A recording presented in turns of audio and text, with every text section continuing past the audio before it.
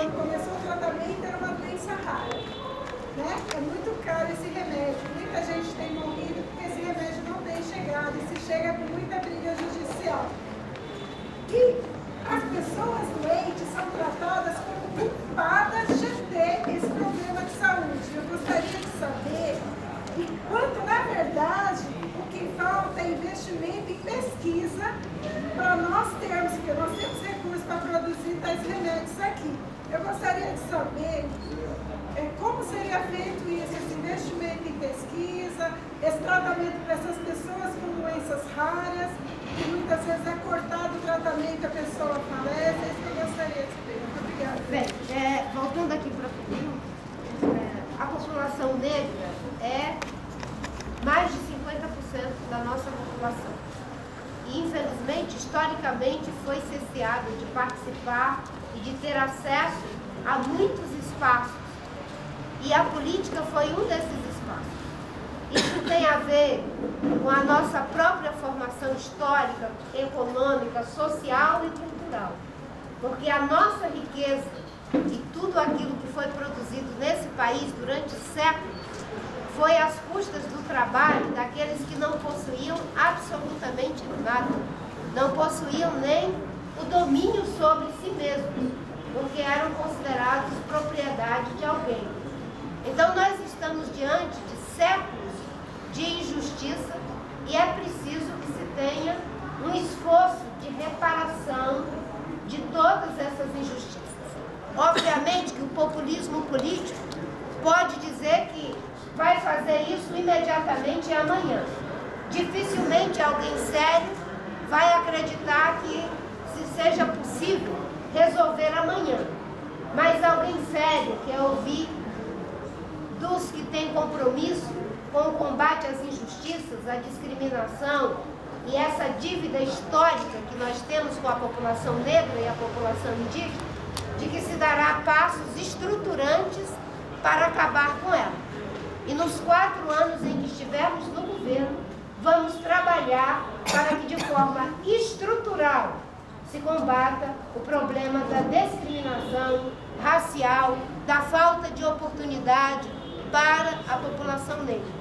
E uma dessas formas é dentro da política. Ajudar que mais e mais pessoas negras tenham condição de inserção no processo político, porque não é só uma questão de candidatar-se. Para candidatar-se, é necessário que a gente tenha base social, compromisso social, não é? E isso aí é processo de formação. Eu sempre que um jovem me pergunta, eu gostaria de ser político, o que conselho a senhora me dá? Eu digo, primeiro me responda uma pergunta, qual é a sua causa? Se ele tiver uma causa, eu digo, você não precisa mais de conselho nenhum. Porque política sem causa, seja de negro, de branco, de índio, de quem quer que seja, é o primeiro passo para o fracasso. Para o fracasso da sociedade, para o fracasso das instituições, para o fracasso do combate a qualquer forma de discriminação. Político só deve ocupar esse cargo se tiver uma causa. E que a causa seja justa, que a causa seja legítima, porque é assim que a gente constrói a vida em sociedade. Então, o trabalho para que as mulheres tenham acesso aos recursos é importante, mas mais importante até do que os recursos é a gente estar preparadas para ter inserção social, né? Eu me lembro que as minhas primeiras campanhas não tinha recurso nenhum, mas era campanha ainda na época do escambo, né? Tem galinha, porco e pato por aí que eu nunca tive condição de pegar, porque o povo queria ajudar. Mas, né, que eu ia pegar o pato, a galinha e levar. Né? Não tinha jeito, ficava lá, deve estar se reproduzindo até hoje. Espero. Mas, como havia uma causa, havia uma inserção nos movimentos sociais e causas que eram legítimas, mesmo sem dinheiro, a gente foi capaz de alcançar. Só que isso são exceções.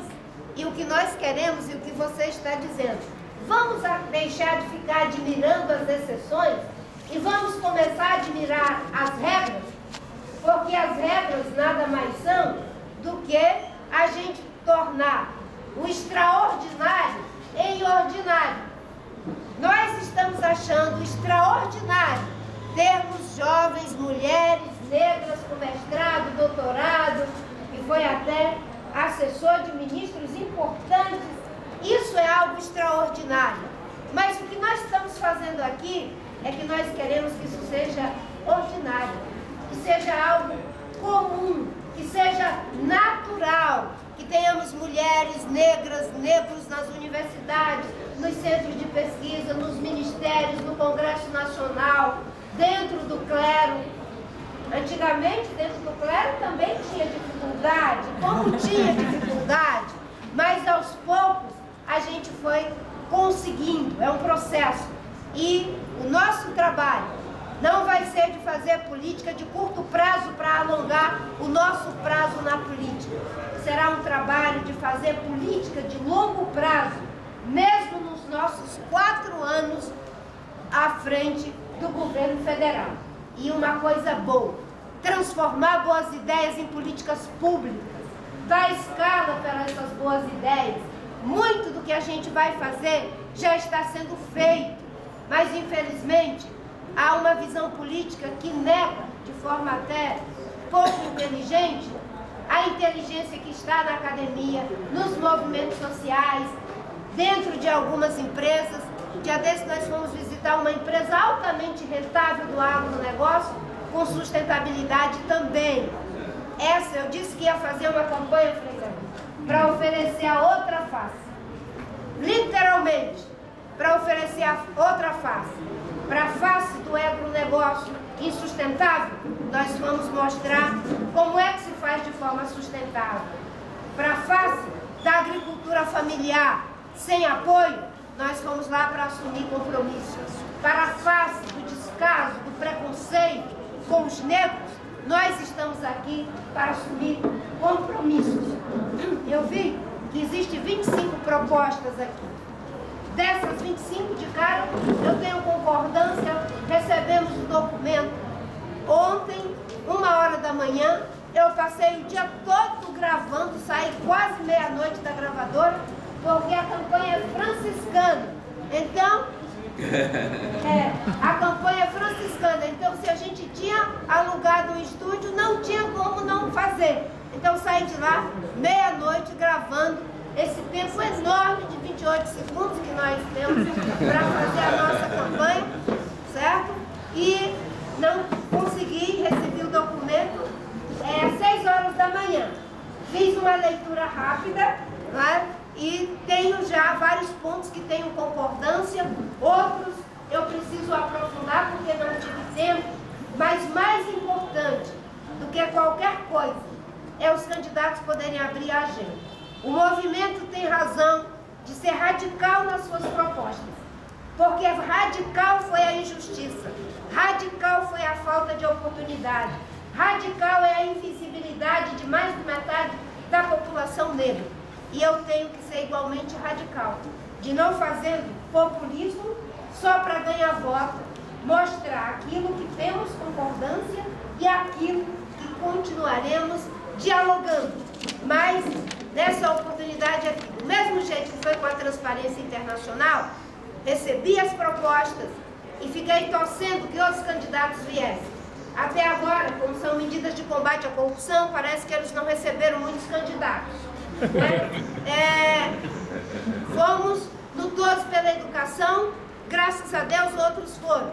Fomos os primeiros no Centro de Cidadania Fiscal, graças a Deus outros foram. E eu quero dizer, graças a Deus, que outros venham para o diálogo com a agenda do movimento negro brasileiro.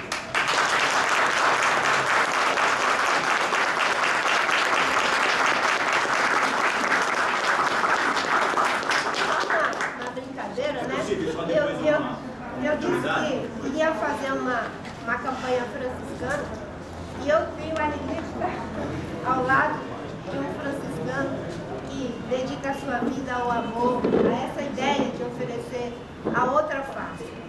E acho que no momento de tanta violência política, de tanta coisa, a a gente não perder a dimensão de que a política não pode ser um espaço da mentira, da fake news, né, da desconstrução de biografias. Por mais que eu esteja competindo com as pessoas, nada me dá o direito de mentir ou de espalhar mentiras a respeito de quem quer que seja, até aqueles que são os nossos mais ferozes adversários, não é? Eu me lembro de um dado, né? Acho que o Frei Davi está me inspirando com o gesto de chamar o Trump, não, né? Me lembro de uma coisa, isso aí, está no papel, né? Amar ao próximo como a si mesmo. Até que pensa diferente também, né? Exatamente, até os que pensam diferente. Mas eu me lembro que no episódio do Ildebrando Pascoal, que era, enfim, um homem muito violento, que matava as pessoas, segundo o Ministério Público, matou, né, pessoas com motosserra. Nunca me esqueço de uma pessoa que se dizia jornalista, eu não conhecia, chegou com um gravador para mim, e disse assim: senador, é verdade que ele espancava a mãe? E eu disse: nunca ouvi falar disso. Eu disse: mas diga, senador, porque ele é tão ruim e a senhora tem tanta credibilidade que se a senhora disser, todo mundo acredita. E eu disse: por isso mesmo é que eu não posso dizer, porque eu sei que isso é mentira. Eu nunca ouvi falar que ele batia na mãe, né? E a pessoa era daqueles tempos do gravador que parecia ser um tijolinho, né? Gravador juru, né? Ele se dizia jornalista, mas eu não sei se era, correto? Porque era uma pessoa relativamente jovem. E eu fiquei muito impressionada com aquilo.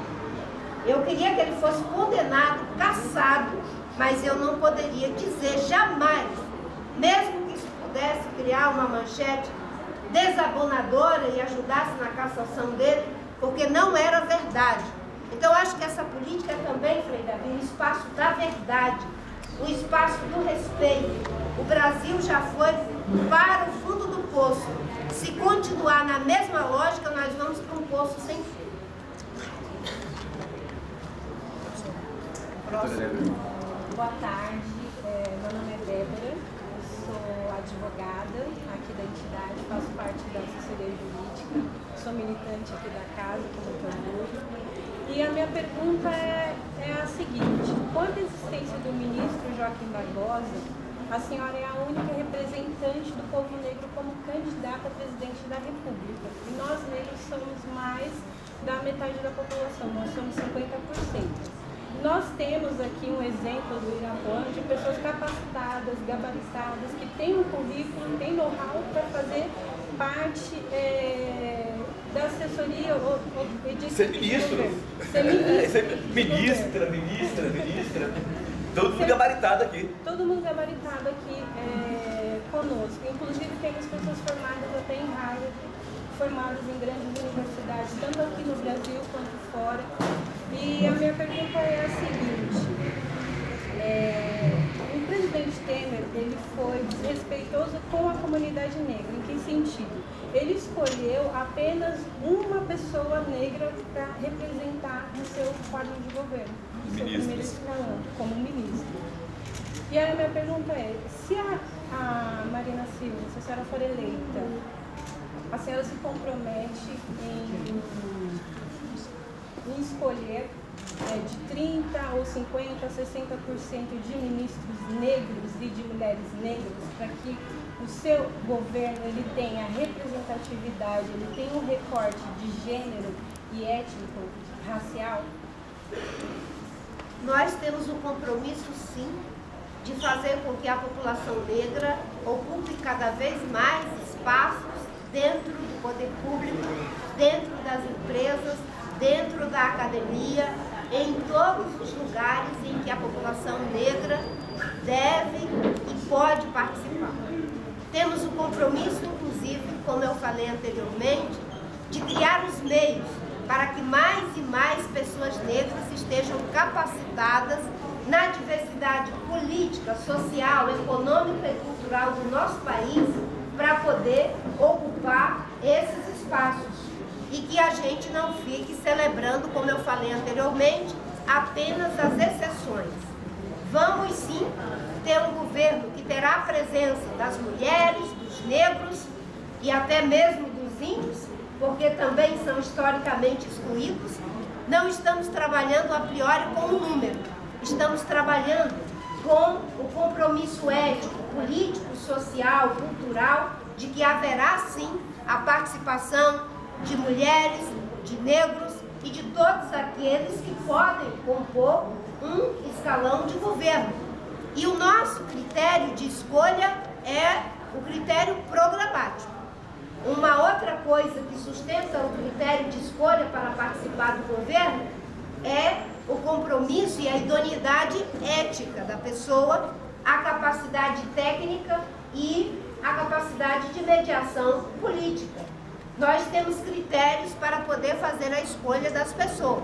E é com esses critérios que eu escolhi a minha equipe no Ministério do Meio Ambiente e vou continuar fazendo do ponto de vista prático. Eu não me refiro a um número, mas dentro das possibilidades, não é, dessa representação, que não é apenas uma representação e não pode ser apenas simbólica, é para de fato mostrar a capacidade, a competência e, sobretudo, receber a contribuição. Porque quando a gente tem pessoas de diferentes lugares, de diferentes olhares e experiência de vida, quem ganha é o governo. Estamos sim comprometidos em ter presença de negros, de mulheres,